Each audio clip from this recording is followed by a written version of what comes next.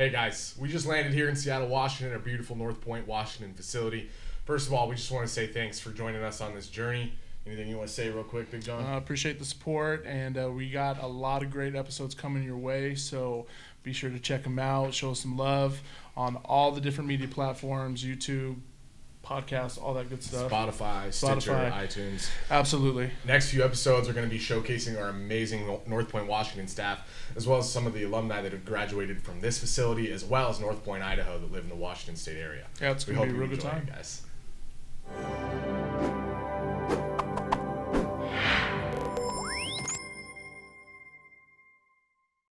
Welcome to No Way But North, where we talk about the miracles of recovery and the tools used to achieve them. My name is Cooper Lyons. My clean date is November 27th, 2010.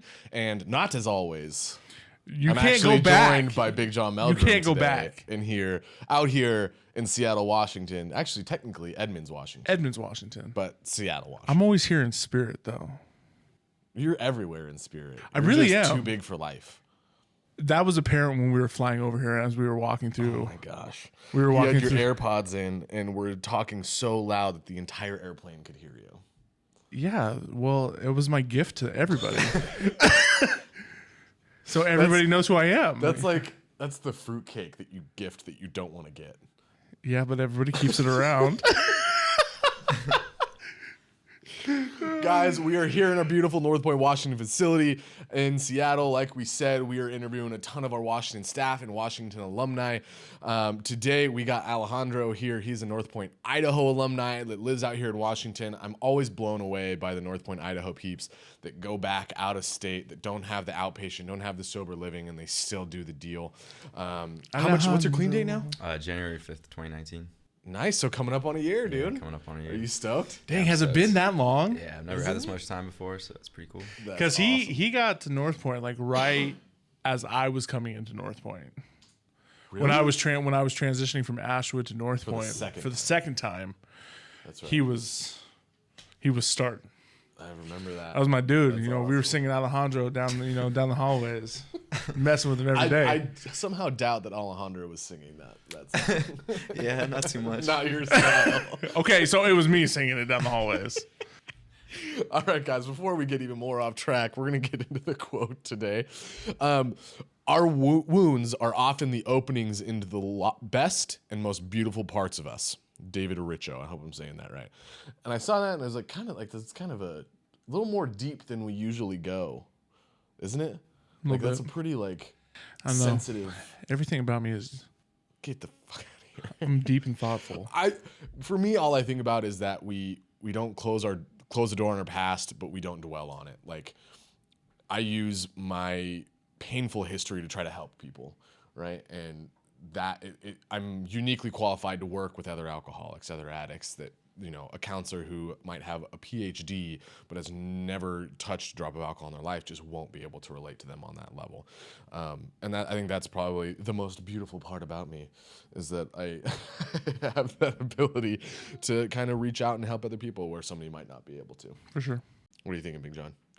God, he makes me read it twice every time. Our wounds are often the openings into the best and most beautiful parts of us. David Richo. Richo? Oh. Our wounds are the most beautiful part? Openings into the most best and openings. I think it kind of goes in that we learn from hurt and pain. We have these experiences within us. I think everybody does. I didn't agree with your PhD doctor, we're not going to touch that, okay? But I didn't say I could do it better. I just said do it in a way that they could. Okay, I'll take that. But all jokes aside, I think when we learn from our experiences with, when we have addiction, we have mental health, and we have some of these emotional scars or these emotional wounds, and they start to heal, we learn from those things, and those things kind of help push us forward so we don't make those same mistakes, or we have the opportunity not to make those same mistakes.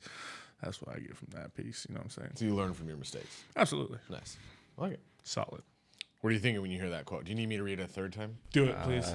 Sure, go for it. One more time. Our wounds are often the openings into the best and most beautiful parts of us.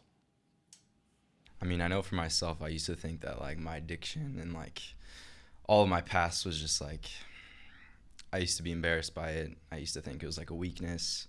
Yeah. And now, like, since I've been able to change some things, like, it's all turned into a strength. And it's like been able to like blossom into like the best part of my life, like a strength, which I never thought being an addict would be a strength, but like it's opened up the door for so many things for me. So yeah, that's kind of like what I see from that quote. I think he beat us.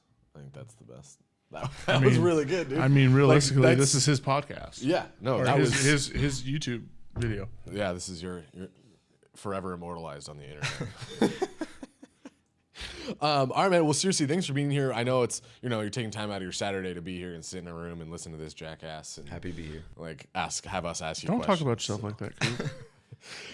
So let's just jump into it. What was childhood like? I know you had a pretty good relationship with your family. Your childhood, it sounded like it was pretty like typical and good. Yeah, my childhood was really good. I grew up in the Edmonds area, and just my parents were both like amazing growing up, and I had 2 older sisters, quite a bit older, and our family was like really, really great for a long time. And I was just going to school. I went to like a private Christian school, King's.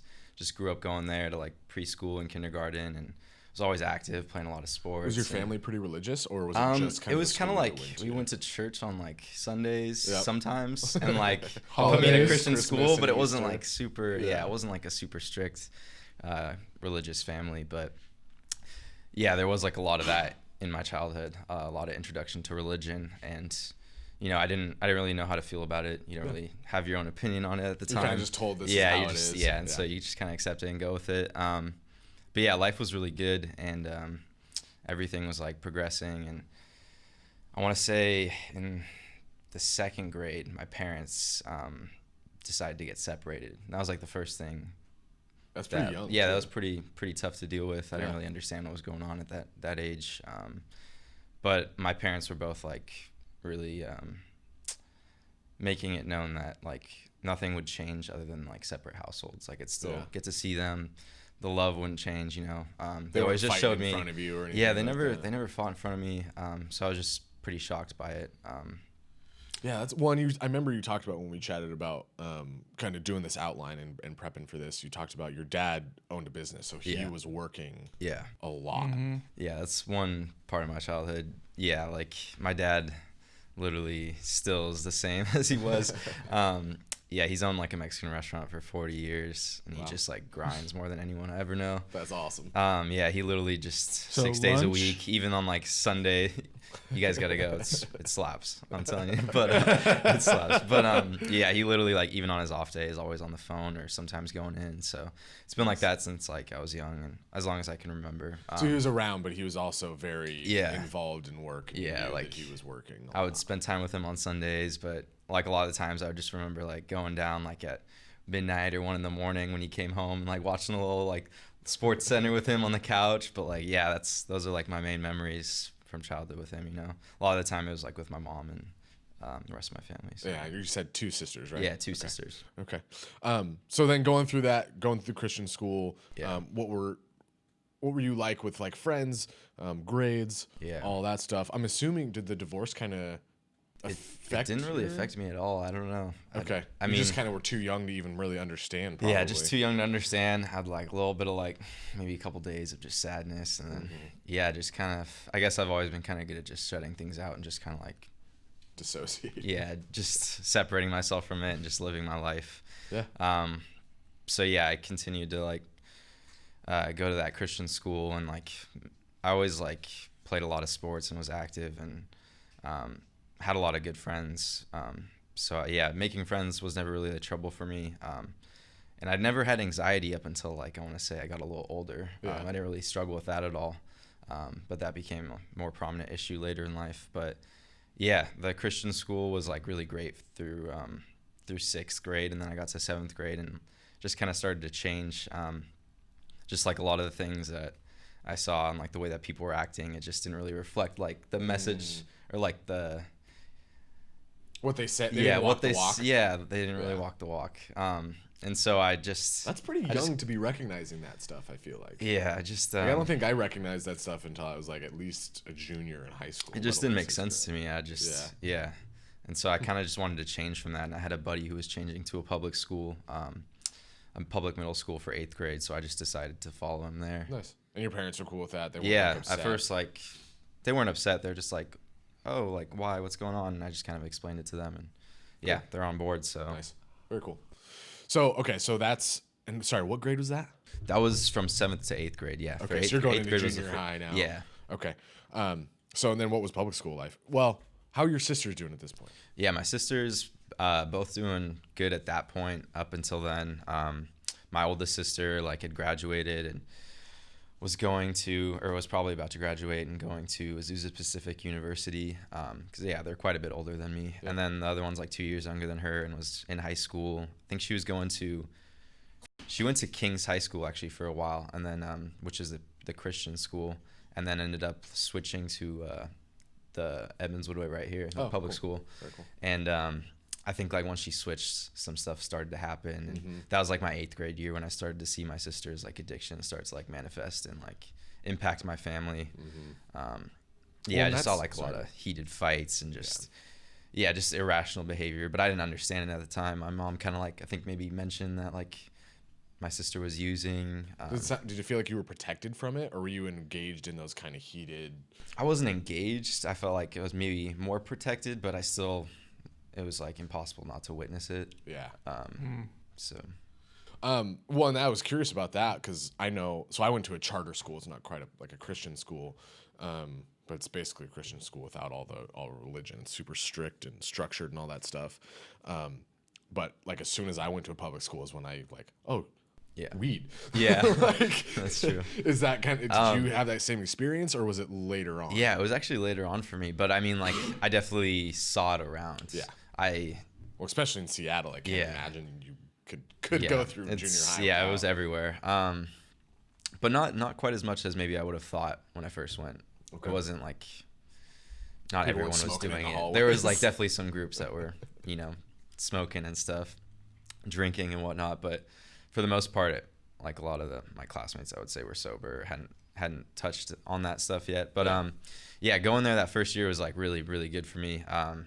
So I was like playing like soccer and just like made a bunch of friends pretty quickly and kind of knew some people from before or from like sports and stuff. And yeah, it was just like fun kind of making new friends and like just having a new environment, new school and all that stuff. It was exciting. It was really fun. And I was always like kind of taking like upper level classes once that became available. So I was kind of like doing that through Einstein too, the middle school, and just kind of stayed on that path, which was challenging, but it was good. Yeah, well, when you mentioned that too, we were talking about your episode, and I remember when I was in math class, and I wasn't in upper level math class. We know this. Yeah, I'm horrible at math. It's terrible. But you talked about not feeling intelligent. Basically said you felt dumb. Yeah. Right? So did that play a role? Do you think that was more you? Like does that kind of anxiety starting to kick in? Yeah, I don't know. I always or was like it just the high level classes. I always had like friends around me that like I could tell were clearly super intelligent. Yeah. Like my best friend growing up was just like brilliant, and I guess I would compare myself. Yeah, and totally. Compared to those friends, I didn't feel very smart. I felt average or a little below average. But I knew that I was like capable, so like I always tried to compensate with like hard work, which has worked. But I mean, still to this day, I don't feel like I'm the most intelligent person. Like even in a lot of my classes, I always feel like I have to try so much harder than everyone else, which is okay. Yeah, well, I think honestly that pays off. So Yeah. my best friend's that same way. He was like a pre-medical biochemistry major, and I'm like. Yeah, and you look at it, it's funny because he's just the biggest hippie in the world. He does not look like he looks like a philosophy major. Yep. But I mean, there's nothing wrong with that. I'm just saying. I wasn't a philosophy major. I was a You're communications major. But I just remember like his first 3 years of college, he just was fine. Like could just totally make it through. And then like the fourth year, well, he ended up taking 6 years because it was such a big major. Gosh. But like he had to start studying, and he was like, "What the fuck? Yeah, this is so hard." Yeah. And he had he struggled for that year, and until he could like build build studying Yeah. habits. So I think it'll pay off, right? Yeah, That work ethic, I it think, will. is going to pay off longer than so. any like born natural. This is probably true. ability. So Alejandro's a don't smart worry dude. about it. Yeah. Yeah, you're not. I'm not worried about you. My man Ollie is a smart dude, though. Yes, he is. Thank you. Okay, so moved to public school, junior high. Yeah. Sister's addiction started kind of taking place. Yeah. What kind of other stuff came with that? Definitely we like kinda some family, separation, because like my sisters were, I felt like they never really like were close, but they got along to the point, they're sisters. Yeah. But at that point, it was like they started to like hate each other. Yeah. And just like it really caused like a divide, and then between my mom and my sister with the addiction, like it just caused like serious divide. Like my sister hated my mom, and just like it caused a lot of issues with that. For myself, like I said, I kind of just dissociated myself from the problem, just separated it, and just kind of focused on myself.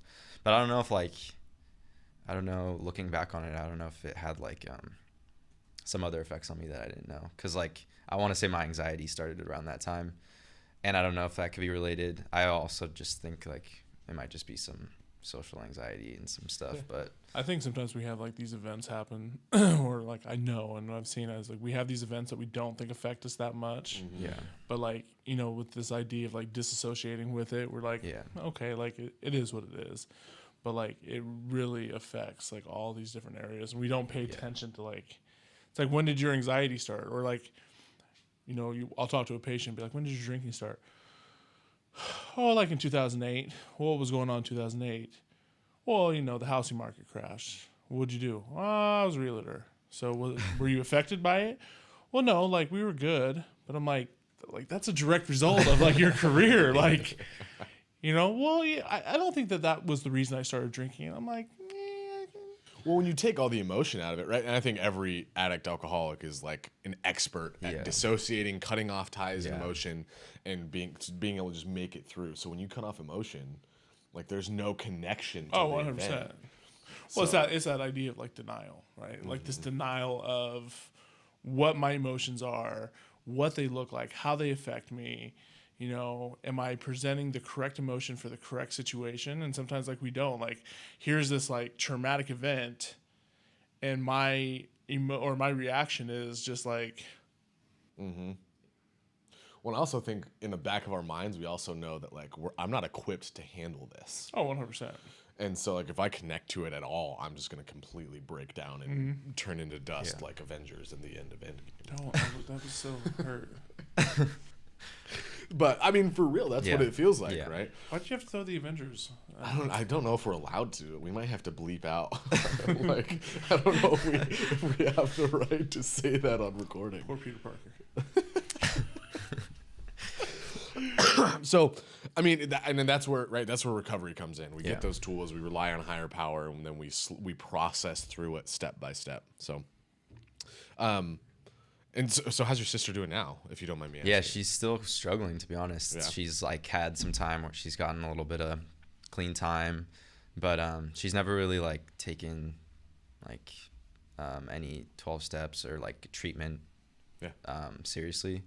She's always just kind of thought that she could do it on her own, kind of thing. So, or like using other like medication assisted treatments. But yeah, just she always seems to go back to using. I think a lot of the times it starts with alcohol for her. Yeah. Kind of like leads back. Have you guys gone to meetings together or anything like that? She told me recently that she wanted to go to a meeting sometime. Nice. So yeah, hopefully that'll happen. But yeah, it seems like I'm not sure. She might be doing a little bit better. She goes in between like living on the streets to like kind of getting her life together. And then so, that's unfortunately pretty Yeah. typical. You get it together and then yeah. Okay, so anything else kind of happened in high school, junior high, high school? Any other like? I know you had your first use in high school, right? First On a use was in family high trip. school. Yeah.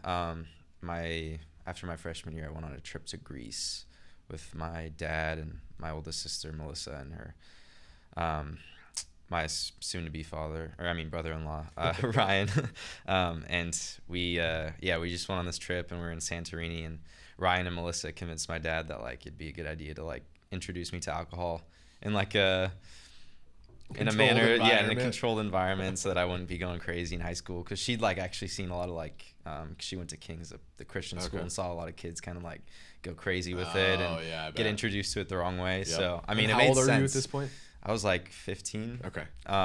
So yeah, I mean, in my head, I was like, yeah, that makes sense. Like I wasn't really like, I didn't really care about alcohol. I didn't really know what to expect. I'd never altered my state of consciousness, so it was just, I was just going with it. And then, I drank like my first beer on Santorini, and like, I think I had like a couple more on that trip, and like I felt good. But like that didn't really feel like my first use. Like it didn't really like drunk. Switch on this like the like light switch in my brain that like all the other uses did after that. Yeah, totally. Because I didn't fully get drunk. I got like a little buzzed, and I felt good. I liked it, but yeah.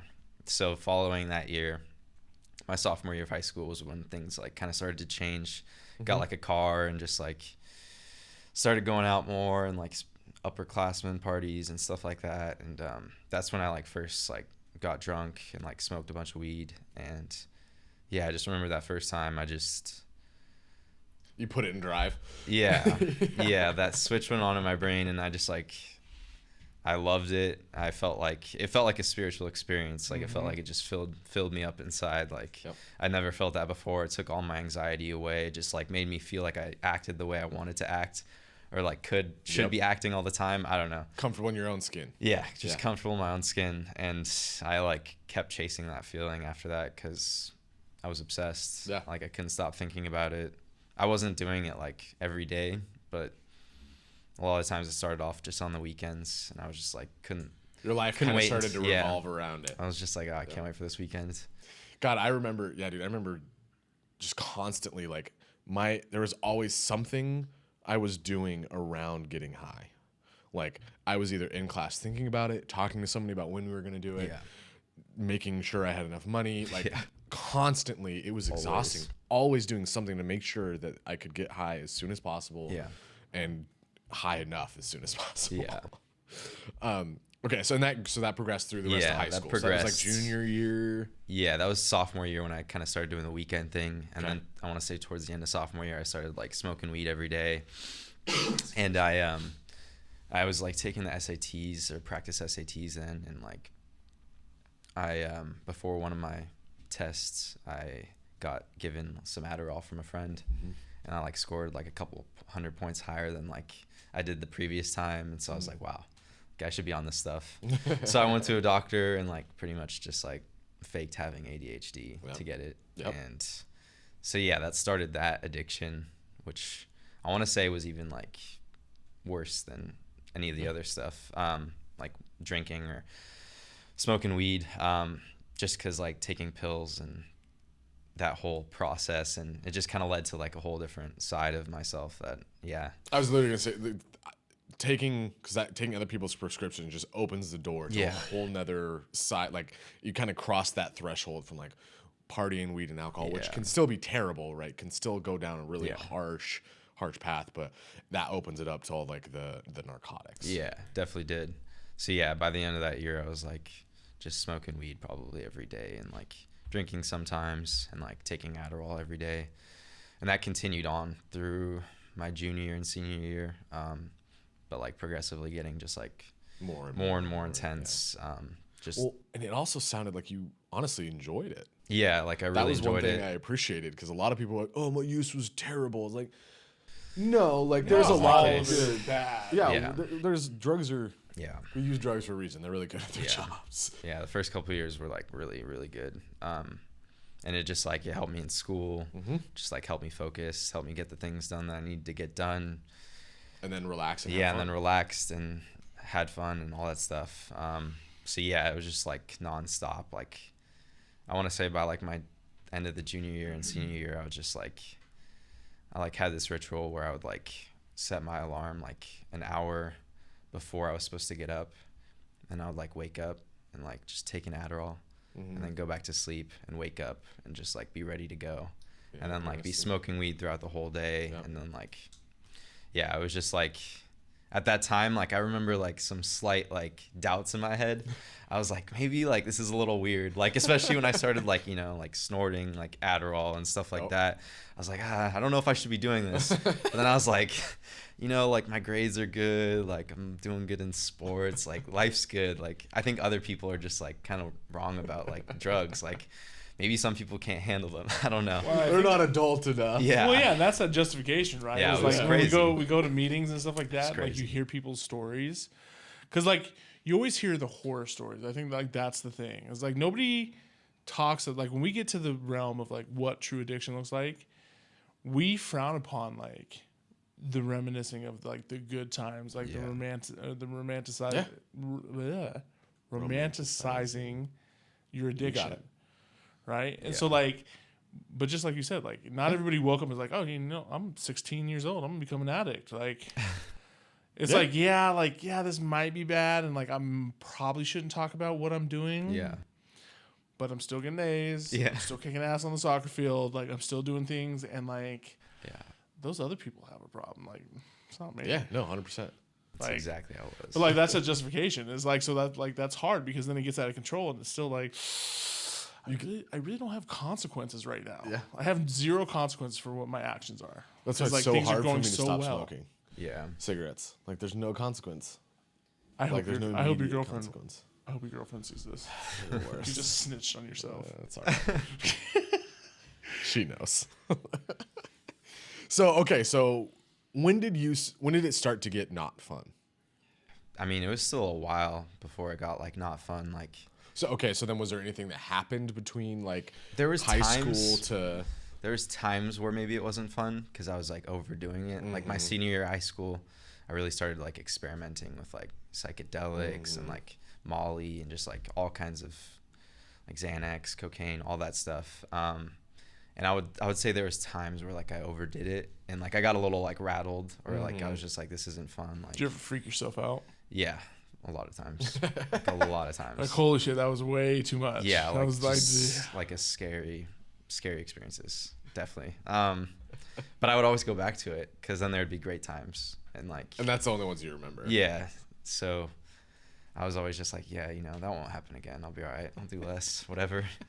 just won't do. I won't combine learned those. my- I learned my yeah, lesson. I learned my lesson. Yeah, we'll combine those. Yeah, that's a good Yeah, one. so everything was like still going great in terms of life for me at that point. I was just kind of like, I would say there were like, if I look back now, I could see the beginnings of like where it was causing problems for myself. I didn't see it then, but like my anxiety was definitely like a lot higher. It started to yeah, like- it started to pick up for sure. Like I just remember going to school and just feeling super anxious and just like wanting to take something to help me. And like, you know, that cycle just perpetuates itself when you're like taking stuff to calm you down and like, And then you it's can't just- cope with it when yeah, you're not. it's just, So did you know that you were anxious? Did you know that like you were having anxiety? Because I feel like that a lot of people don't know what like panic attack anxiety Yeah. feels like. I never had panic attack anxiety, but I definitely knew that I had anxiety. Okay. Because like my body's always like physiologically told me that I'm like That tightness in like your anxious, chest. like I just get this tightness and this like heart beating and you know a little sweaty or whatever it is. So like I always kind of knew it, and I knew that things would help take it away. Yeah. So yeah, that wasn't fun. And then like I remember I was like playing a lot of tennis my senior year, playing for like the tennis team, and like looking back on it, like there's so many areas of my life where like I could have done so much better if I hadn't been like smoking weed all the time or doing these things. Like a lot of the guys on my tennis team laugh when they play with me now because they're like, yeah, he used to say that the weed just makes me play better. I'm like, they're like, you're so much better I'm not now. gonna lie. Listen, I've used that excuse before. Yeah, I used it all the time. Like for when I was playing basketball, like I don't know what it was, but I was like, I'm a better basketball player. Like in high school, like my sophomore, I'm better when I smoke weed. I felt like I was just like moving way faster than everybody else. Hindsight, Inside. You're running the wrong way on the court. dude, like I was all over. Like people still to this day make fun of me because like I would walk out of a game with like 12 points, but have like 46 rebounds because I couldn't make my own shot, and so I kept rebounding my own shot. But like so messed up. I was stoned. I couldn't make the damn shot. That is I would pay $100 to have a video it of was that. terrible. I totally can relate to you on that one, Allie. Yeah. Mine was, remember when everybody started beatboxing like junior high and it was like horrible and everybody's doing it nonstop. I mean, so I I don't think anybody did that. You just said yes. Little bit. He's just trying not to make you feel bad. Shut up. But I recorded myself because I thought I was really good when I would smoke weed or get high. Oh, So I yeah. recorded myself one time when I was high, and then I played it back, and it was like the most horrific. It was so bad. It was so bad. Can you do that again? Yeah.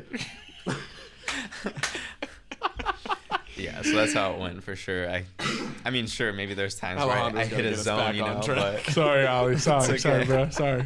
no, there's times maybe where I hit a zone, but overall, like, it was definitely like impacting my confidence and like my ability to like Yeah. function at like my highest level. And Totally that was sure. like in more areas than just tennis, but I didn't see that then. Yeah, of course not. No. Well, and yeah, how could you? Because your life, Yeah. even though you're doing a whole bunch of other stuff, still revolves around getting high. Yeah. And protecting it and making sure you can Yeah. and get enough and blah blah blah. So when you got to college, like how That's like like, how were you affected? that's like when things like really started to like affect me for sure. Why do you feel like college was like the takeaway? Just because the freedom? The freedom, like Were you less- living on your own? Were you out of the I was house? like in a dorm, yeah. Okay. And so maybe there's like less structure other than like my classes, which I couldn't even wake up for. Was this UW? Yeah, this was UW? UW. Yeah, and Coach Pete yeah, I was just using more than ever when I got there, and and partying. like I was and- excited, yeah, and I was like partying a little bit, and I was super excited to be there, and like Did you feel like you fit in more within that environment, just people experimenting, like freshman year? I No? didn't. I felt like I was like Even more of an alone. outsider. Yeah, I didn't like. I had some roommates and like they're cool, but like I just had a hard time connecting with people more than ever, and like. I feel like isolation was becoming more of a thing. Yeah, I was isolating so much. Like I started like making music and like getting into music a lot, and so I would just like, you know, use a lot and just like stay in my dorm and make music and smoke weed and Were you beatboxing? a little bit, a little better than that. Just Yeah, kidding. no, I don't just doubt playing. that at all. But yeah, so I don't know why. Like I just started. For the first time, I didn't feel like I fit in, and I just like started isolating, and everything started catching up with me. I like was really struggling with sleep. Like I couldn't fall asleep, despite like even times when I wasn't using. It was just probably a result of using so much that like I just had this anxiety, and it just perpetuated the cycle when you like think that you can't sleep, and you're just like, you know, I think would that's stay up for like 5 hours. you're or taking all you're night. taking a stimulant like Adderall. Well, yeah, and that's then for like sure. your body just gets, even if you don't take, like, you know, Yeah. like your body's used to like functioning at such like a rapid pace Yeah. with that Yeah. No, that totally. you don't sleep. Yeah. So yeah, I was taking like obviously I was taking Adderall and still and like LSD and different things that were stimulating, so that was probably contributing to it as well.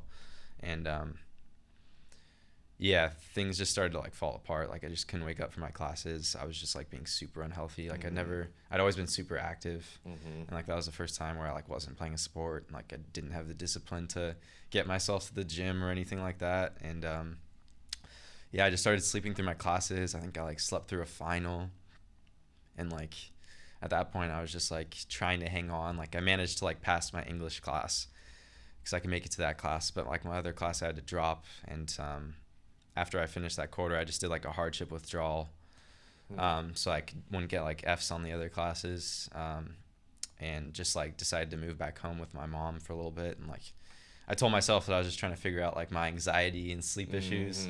And like I believed that. I was like, yeah, like I really just like have super bad anxiety and sleep We're not problems. making the Like, connection. yeah, right? and like everything like in high school this hadn't happened, and I've been Yeah. using, so like I just didn't understand it. So yeah, I went home, and like that's when things got even like worse.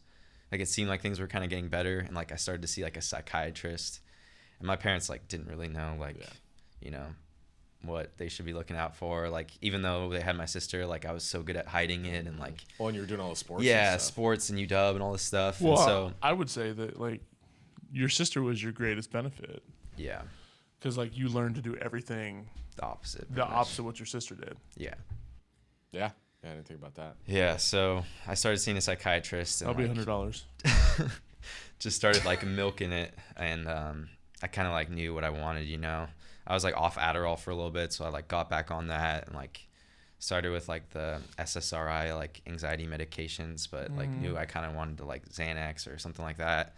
So I ended up getting that, and like for sleep I got like Ambien prescribed. So I had like all these things prescribed, and like that's when things got like pretty bad. Like at first it seemed like it was really helping, obviously. Yeah. It was like really good. I enjoyed it, and then That was the problem. yeah, that was the problem. Then It probably was working, but like Yeah. I enjoyed it. yeah, you enjoy it too much, and then your prescriptions go through in like a couple days. weeks or a couple days, and then you're like, it like gets really bad. And so I started, going to use other things on top of all that, and it just like became this cycle. And I wasn't working. Like my parents were like, oh, like just take your time, and like whenever you're ready, like you can go back to school, or like maybe look for a job whenever you can, and like kind of like was pushing that, but like weren't really like super hard on me about it. So I was just being so lazy and just like using drugs all the time. Like, So how with all the relationships that you had, how were those affected by your behavior now in this point in time in your life? well, a lot of my friends had kind of like gone off on their own paths. So just going to college. yeah. Not necessarily because of your use. Yeah, not because of my use, but then You again, guys have just kind of all grown. yeah, not necessarily like grown apart. It's just that we're just doing our own thing at the moment. So I was just kind of like alone where I was. Yeah. But I did have some friends that like were around, or were like I was able to see and keep in contact with, and like yeah, a lot of the times I wasn't spending time with those friends. I had like one friend that I was using with, like we were like good friends, obviously. Like had a good connection, but he was like my main using buddy throughout like all of my use. Yep. So like he was who I was spending my time with. And like my connection with like my parents and stuff was like, it was similar to what it had been, but it was definitely like they were getting like a lesser form of me, I would say. You Like weren't a present. checked out form of Yeah. myself. Yeah. And like, yeah. So yeah, my family didn't really get the real version of me, and my friends weren't really like, Yeah. I wasn't really hanging out with them at that time. Yeah. So the intervention. Yeah, so that comes up after, pretty much like a year of just What's been that going cycle, on. Yeah, just getting yeah. like worse and worse. Now, Starting to, did they know you were using, or was it kind of like we're gonna pull you together and we're like something's up, dude? Like you're not working out. I think they knew like probably as a result of like all of my actions over the next year, because I just started like stealing from my dad, and like just like I started looking skinny because I was doing like a lot of cocaine, just buying a lot of cocaine, and obviously like my medications. I think like my mom probably looked and didn't see, like probably saw the date that it got filled and saw how many were in there and was like, what is this? So yeah, just like my behavior started to like change for sure. Because like you had a fair amount of sobriety, if I remember correctly. Didn't you have a stint of sobriety before you came to North yeah, Carolina? and that was after this. Okay. Actually quite a bit after this still, because so the intervention, I just like wake up one day at my dad's house, and my whole family's up like upstairs, and I was just like, what is this? Like I don't have a problem. Like, I'd actually just started going to Shoreline Community, and was like college. I was like passionate about music, so I was thinking about doing like their music recording program. I was taking piano lessons, and I actually stopped doing most things, but I was still smoking weed and like taking a little LSD. And so when this intervention happened, I was like super mad, because I was like, I'm like literally like doing so good right now. Like maybe before I get it, but like you guys don't understand. Like I'm only smoking weed and doing acid. I didn't say that, but That's what it was going. that's through what your it was head. going through my head. acid. You don't understand. So I was like so upset, and they just pretty much said like, like you have a problem. Like we've seen, a lot of stuff over the past couple months, year, and you have the choice to like go to the streets, or we can like send you to like a sober living for a little bit. They didn't do an inpatient. I guess they thought that like a sober living IOP situation would be good. Like, I don't know. So And how was that? yeah, so I didn't really want to go, but I was like, sure, whatever. And then like I get in the car, and there's like a suitcase in the back, and I'm like, where am I going? And it's like in California, Huntington Beach. And I'm like, shit. great. And so I get there, and I'm like, Huntington they Beach. pretty much are like, they're like, like if you really aren't an addict like you say you aren't, and like you do all that you're supposed to do and stay sober, then you'll be out of here in no time. I was like, yep, that's what's up. That's what I'm gonna do. I'll be out of here in no time.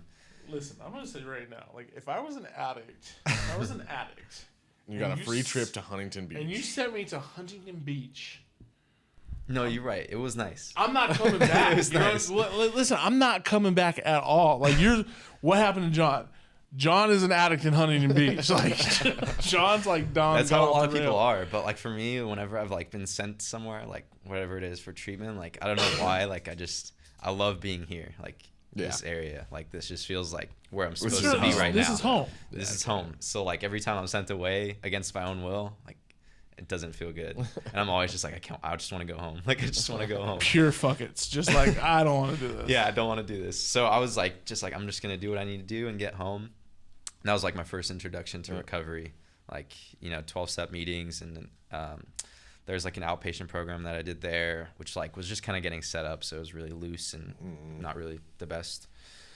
But the people there were awesome. Like I met some incredible people and like people I still are in contact with today, cool. Like good friends. And I'm like grateful for that time in my life, but it was also like some of the hardest time in my life because like I just wasn't ready to stay sober. Yeah. And what should have been like maybe a month turned into like 9 months just because I couldn't literally do what I was supposed to do. And I just kept relapsing. And you were relapsing there. Yeah. My disease like progressed there because like being around these like guys who were like, I'd never really tried opiates too much. I maybe tried like a couple oxys that were in the counter at my mom's house that left over from a surgery or something. But I had like that wasn't really my thing. And then the guys there were just talking about it, and then like a couple of us ended up like relapsing together, and like that's when I like smoked heroin for the first time and like just tried these things. And yeah, my disease just like that's when I like saw the like desperation of my disease, because like even though like there'd be days where like I'd messed up and like I was just so set on being sober and like just doing what I needed to do, like a couple weeks later I would just like that mental obsession would just be on fire. Like I just couldn't stop thinking about using, and like I was doing the most ridiculous things to use just to get away with using and feel something. Like I was like drinking like Delsum, like different things, like just stupid things, like just.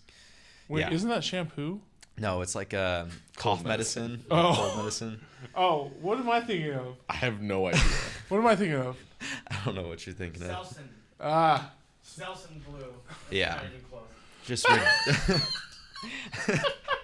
The dandruff shampoo. I wasn't going on the shampoo or glue. Bro, I'm sorry. Hey, I was like, wait, damn. By the way, Listen, hold up. Shout out to Alex, who's also out here in Seattle, remembering what John was actually talking about. Hold on. You motherfuckers act like we don't have patients that would drink conditioner and shampoo and mouthwash to get a buzz. So like, don't make it seem like what I just said was stupid for thinking I'm like, Ollie's over here drinking shampoo. Okay, I love you, bro, but like, don't try to make it look like John's stupid over here. I ain't got a dunce cap over I don't here. gotta do it. He does it himself. Anyway. Yeah, so I was just trying to like find ways to get away with things that wouldn't come up on tests, and just like it was just an insane cycle. Yep. And then finally, like I towards the end of that, like I kind of started to like feel like my old self again. I kind of got like a little clean time, not too much, like 30 days or something like that, but I got like 30 days and like just started like realizing that like I'd stopped taking care of myself for so long and like wanted to start doing that again. So I started like exercising and eating good, and everything was going like good. I was like just running and doing the right thing. And then like one day I just decided to go get some Xanax and blacked out. Tried to take my roommate's laptop and like sell it for drugs, or I did take my roommate's laptop and like sell it for drugs. Me and my roommate were like super tight too, so that was just like that was really tough. And I like didn't want to go back to the treatment center the next day, so like the guy who was in charge talked to my roommate, was like, yeah, like we think you should press charges so he doesn't hurt himself or like do something to anyone else, So I went to jail for 15 days. And I was like still kind of out of it when I got there. And originally the charge was like grand theft because the laptop was over $1,000, and it was like right over like I forget what it was, like Labor Day or Memorial Day. So the jail you had to sit there all weekend with a pack full. Super terrible. In California. Yeah, in Costa Mesa County Jail. Oof. So yeah, that was definitely like when I got there, that was like. That was a rock bottom. Yeah. That wasn't my rock bottom, but that was a rock bottom. Yeah. For sure. And just like I didn't ever want to use again. It was a really hard experience. And coming out of that, like I decided to like go back to the treatment center for a little bit and try and make things right instead of just running away and going home, which was my first instinct. So I did that, went there for 30 days and like just stayed clean and made amends, and ended up being able to go back home. And so I finally got home. I want to say this was 2016. And yeah, that's like when my disease picked up again. Mm-hmm. Like you'd think that experience at bottom in jail was like enough, but like 2 weeks, I stayed sober for 2 weeks when I got back, and then I hit up my buddy and was just gonna smoke some weed. Yep. You're comfortable, right? Yeah. Yep. And that didn't work out. And I started working at the Mercedes-Benz dealership over here in Linwood, and that was like really fun. But I just like was using so much, like literally just couldn't stop using. Yeah. Just like that's when I started using opiates heavily and like amphetamines, and just my disease really progressed. And then that was leading up to my first time going to treatment. Okay. Yeah, in December of 2016. And that was to North Point. Yeah, that was to Clean No. with a K in Clean with a K. Clean with a K. In California, right? It was actually in Long Beach, Washington, I think. Oh, dang. There's a Clean with a K in California. It was the same place. Is it the same company? I think they closed down. I used to make fun of it all the time. Yeah. I'm like, that's some fancy I stuff. don't think they're around anymore, but So I want to make sure we get to the recovery part because Yeah. we're starting to run out of time. yeah. So was there anything between like the Clean with the K to North Point that's Yeah. worth mentioning? Yeah, so that's when I got my first like real sobriety. I got Okay. like 8 months of sobriety after going to there, and just like was doing the right thing, working the program, doing outpatient, and like just taking care of myself, and I was just feeling amazing. Like Yeah. I'd had like a spiritual Awakening. spiritual awakening, just like a complete 180. And yeah, around 8 months of clean time, I got complacent, Yep. stopped going to meetings, started prioritizing other things over my recovery, and relapsed, and wasn't able to shut the door on that until I went to North Point. So what was it like at North Point? Just kind of give us a quick Yeah. overview, other than dealing with him. Yeah. I mean, Was it a North good Point was experience? like North Point was a super good experience. I remember going there and like kind of going there to appease other people at first, because I was in a pretty bad place, but I also was like so tired of that cycle. Like that was the deepest I've ever gone, of like using so much every day. Yep. So Life going really, there, really revolving yeah. around it. So getting off the stuff was like extremely hard this time. But yeah, once I got some clarity, like I really wanted to be sober, but I wasn't 100% willing to do everything at first. I remember like people saying you should do PHP, you should do all this stuff, and I was like, I don't think I need all of that. Like I need some of it for sure, you know. I remember having this conversation with yeah, him. and I was just like, I was like ready to be like 80% in. Like I thought I could do it, because like that was my experience before. Like I could do it that way. But then like I don't know what happened. I just realized like I just have to give up like what I want and just do what other people are saying. Follow need to do. suggestions. Just follow, because like it's not gonna hurt me. Like what? It'll take a little extra time out of my life. So I did that, and I just set up like an Oxford house, which I didn't want to do. Set up PHP, set up Vivitrol. Found a sponsor when I got back, you know, and just like threw myself into recovery, like home group, service position, all this stuff that I didn't want to do. And I it's love the changed my honesty. life. I love the honesty. Yeah. I 'Cause, like, remember. yes, use can be fucking Yeah. fun, and recovery can fucking Yeah. suck. Sorry, Alex, bumping around the microphone. But like that's really like it's not how it is. Like use can be really fun. It's not like this horrible thing all the time. Otherwise, nobody would do it. And recovery is not easy. It's not fun all the time. It's not unicorns and rainbows. Yeah. Like, Listen, it we can sat suck. together. We sat together. I think it was like right before you left. Like I had a session with you or something Yeah. like that. I remember. And I asked him. I said, like, what are you doing? He's like, yeah. It's like I think I'm just gonna go back and like hit some meetings and like I don't know, maybe do IOP. Yeah, I don't think I need PHP. And he's like, yeah. It's and like he was I'm trying to like go to adamant. meetings and stuff. How am I gonna have time He's like, for yeah. meetings? He's like, how am I gonna have time to go? I'm like, bro, like, you'll figure it out. Like, you need PHP. I don't know. And then we were talking about, I was like, where are you living? He's like, I think I'm just gonna go live with my mom again. I'm like, sober living? He's like maybe, like, I don't know. I just kept tossing it back and forth. I don't think you had like a week left. Like we were trying to like yeah, Nail hammer piece it your together, plans in, yeah. Because he did not want to do anything. And so you just had a flip switch, that willingness kind of turned into more willingness and more willingness. Just one day, I just like fuck it. I had like a hard day, fine. and just like I just kind of broke down. I was just like, I think it was like after a high risk situations group we did. yeah, that might have been it. I think we did like a high risk That's a pretty good situation. memory. I just remember because I was like when I first came back, and it was before the curriculum had taken off, and so I was throwing a lot of my old curriculum in. Yeah. And I think we talked after that, and you're like, I think I'm gonna do that. And then him and Tony had set up all this stuff. Yeah. Good.